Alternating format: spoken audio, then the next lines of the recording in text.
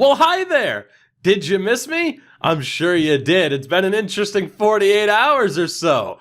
As it turns out, putting dislikes onto a video and reporting it for hate speech isn't quite enough to kick your old pal Tougie off this platform and censor him. Good try, though. Very much appreciated. For those of you that checked out the videos the other day, I thank you very much for that. Of course, we had the Be a Pro trailer breakdown video for NHL 21. Make sure to check that out if you haven't already. Of course, NHL 21 nearly upon us. Very, very excited for that. We'll see what happens with NHL 20 for me at this point. Working on a bigger video series that I want to launch alongside NHL 21. So for NHL 20 stuff, we'll see how much more we do with that game, but some big things planned for the start of NHL 21. And of course, there was the video about the Tampa Bay Lightning, rightfully calling them out for being arrogant fucks. And again, you can try to censor me for that opinion. You're not gonna succeed. Good try, though. Fun fact about that video, actually two fun facts, I should say. I haven't even checked out the comments section for that yet. I've been told there's some good stuff in there, but, you know, while the point of the video wasn't just to poke the bear, you know, sometimes you have to let the kid throw the tantrum in the store and bitch and complain, and then eventually you go back and you just say, are you done? So I ask you now, are you done? Maybe, maybe not. And let's be honest, probably not.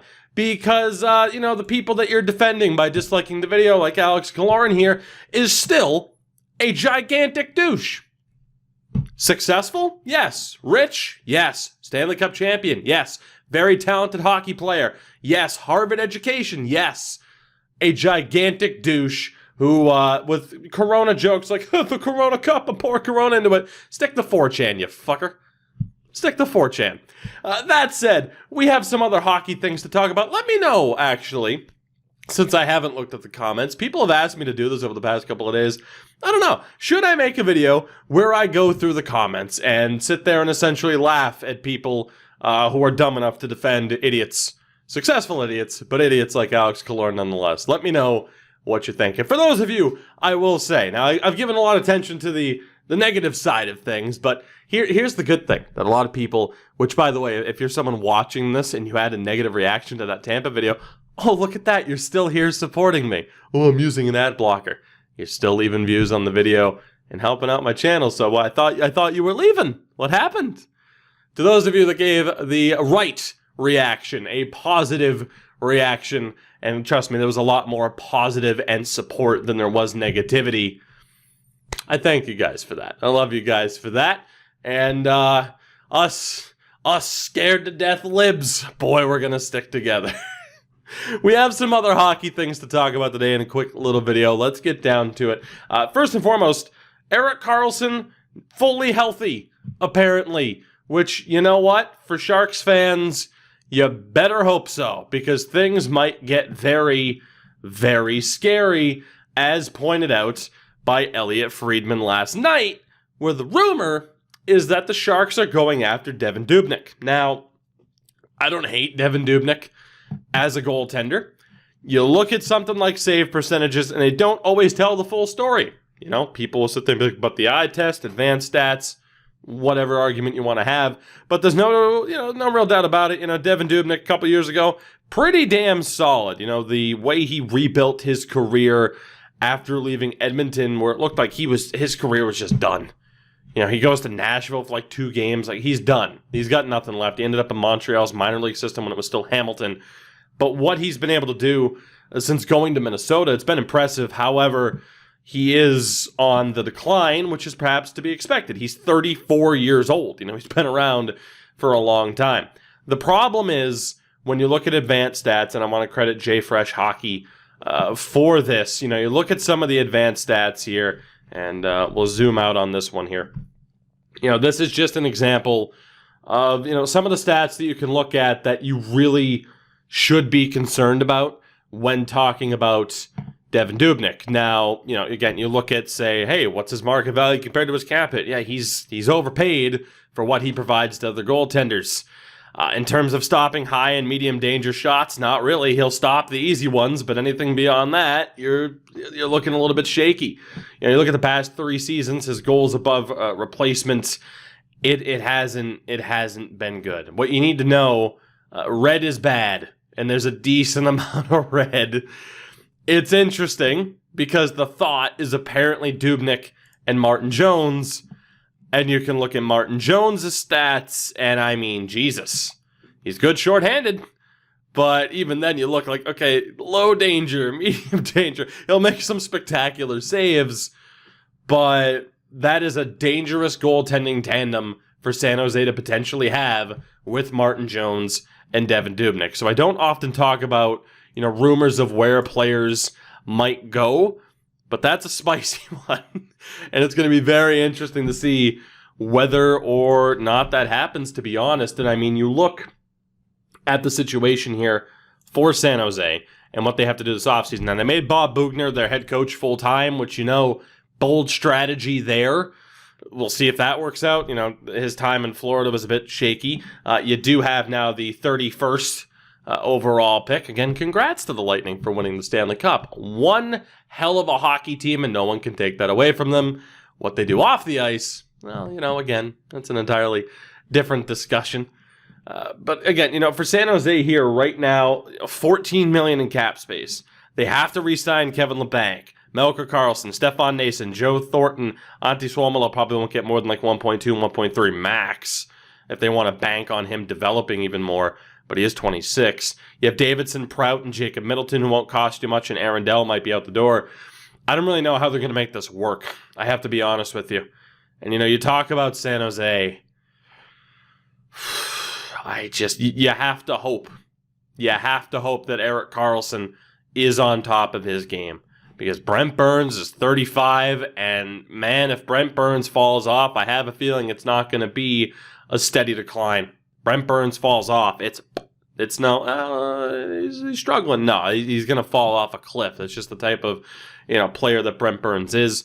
We all know the Vlasic deal is terrible, so I really don't know what exactly they're going to do, but I'm intrigued to find out. Next up, you know what? We'll save the main one for last. I wanted to mention this as well. So Tim Smith, who was the guy behind the Bailey mascot for the LA Kings, has been shit-canned after sexual harassment allegations, and yeah, it's pretty shitty. For someone who is very much entrenched in the Twitch community. There are a good amount of, I'm going to just say these people because could be men, could be women. But, you have mascots like Stinger for the Blue Jackets. You have the NJ Devil. There are a lot of mascots that were kind of involved in that scene, and Bailey was one of them. And it just leaves you with a gross feeling. It really does. Again, like you think of a mascot, someone portraying a mascot and what that's supposed to represent, and then they're a scumbag and try to use, I guess, that position again. Apparently, he was involved in more than just being the mascot. He had, other roles surrounding like the entertainment side of things for the Kings, and it's just gross. It wasn't even his first allegation, so yeah, good on the Kings for finally shit-canning him. Long overdue, and again, it's just gross. And then, now, obviously, I talked about it. I don't like mentioning rumors and debating where people might go. However, the Boston Bruins very much involved in rumors regarding Oliver Ekman-Larsson, and it seems as though it's almost a certainty that he is going to either Vancouver or Boston.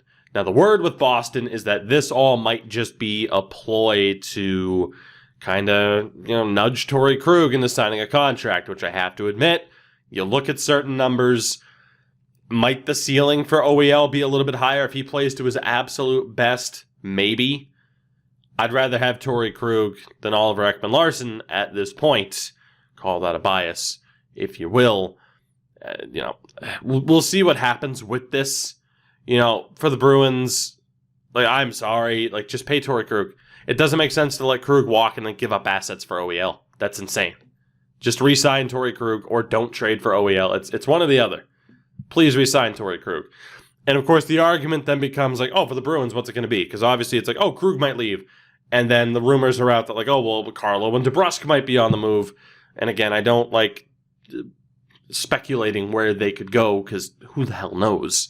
But yeah, it's going to be interesting to see what happens here. The Canucks, their cap situation's very, very interesting.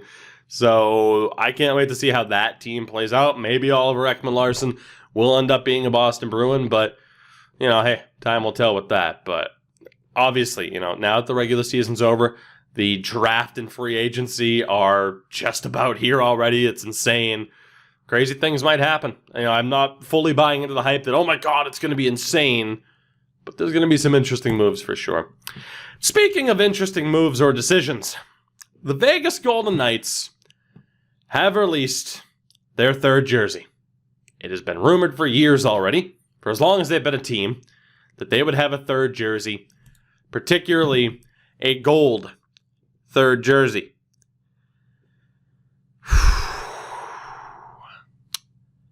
Here's the thing. I have a feeling that in time, this is going to have a so bad it's good feeling for these jerseys. An example that I'll give here, I'll actually give a couple of examples. Obviously, people love to shout out the Mustard Cat. Is the Mustard Cat just a horrible, terrible, terrible jersey? Yes, but I love it. For the Sabres, is this third jersey horrible? Yes, but I kind of love it. And for the New York Islanders, is this jersey horrible? Yes, it is, but I kind of love it. So then for the Vegas Golden Knights, is this jersey horrible? Yes, it is. But I think I love it. It's awful. I don't know if I want to own one. I kind of do. Like, I don't understand what's going on with some of the patterns. Like, hold on, let this load up here. Wow. Come on. Ah, Reddit, you're terrible. There we go. Jesus. Wanted to go to the Golden Knights official Twitter. But, you know, let's get a full look. Like, it just, I don't know, man. I don't know. You know? So, okay, that is, I wanted to make sure. So these patterns, I don't know. Like, of course, that's just like a visual design. At first, I'm like, is that a part of the damn pattern? You get a look at it there. It looks better here than it does in those stock photos, which is often the case that it looks better, you know, actually being worn. That gold looks a lot better. It's just something about the white. And of course, they do have the red stripe. I think the red stripe works relatively well with the current home and away jersey. I just don't. I don't know. I haven't been this torn on a jersey in a long time. I don't know if they get a different look at it, like a non-photoshopped look. I mean, they give that look at it. That's about it. But, yeah, I mean, it's horrible. It's absolutely horrible. Shout out to Gabe GTAC, one of the best jersey sellers out there. It's horrible. But could I see myself buying one down the road? Maybe. That's all I got for you today. Again, appreciate the support on the channel. Very much looking forward to the launch of NHL 21 and more silly season stuff going on within the NHL. And like I said, have a bigger project that we're going to be unveiling relatively soon, right around the launch, if not on launch day, for NHL, for NHL-related content. And yeah. For those of you, oh,